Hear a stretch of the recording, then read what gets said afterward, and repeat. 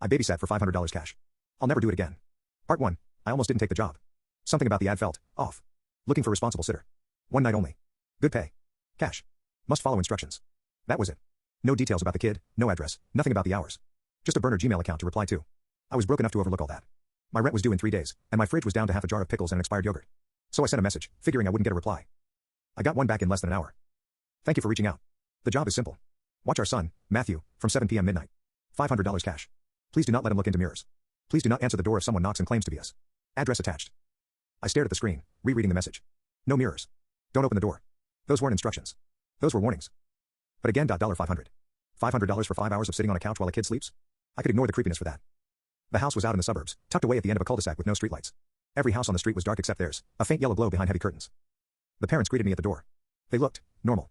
Almost aggressively normal, like the kind of people you'd see in stock photos. Mom in a cardigan, dad in khakis, both smiling too wide. We're so glad you could make it, the mom said, ushering me inside. Matthew's upstairs, already in his room. I nodded, clutching my backpack strap. Any, allergies? Bedtime routine? The dad cut me off. The instructions in the email are the most important. Don't let him near mirrors. Don't answer the door. Right, I said, trying to sound casual. Can I ask, why? The mom's smile faltered for half a second, but she recovered fast. Just follow them. We'll be back at midnight, $500 cash, like we promised. Before I could press further, they slipped out the door. The lock clicked. The house felt wrong once they left. Too quiet. Not the cozy, suburban quiet where you can hear the hum of a fridge or a distant dog bark. This was sterile. Like the silence in an empty hospital wing. I wandered through the downstairs. Every reflective surface was either missing or covered, the bathroom mirror gone, the TV screen draped with a sheet, even the glass in the picture frames replaced with paper.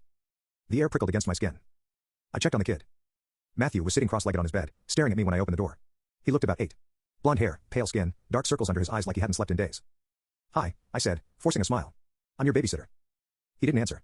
Just blinked at me slowly, then asked. Do you know which ones are real? My stomach dropped. What do you mean?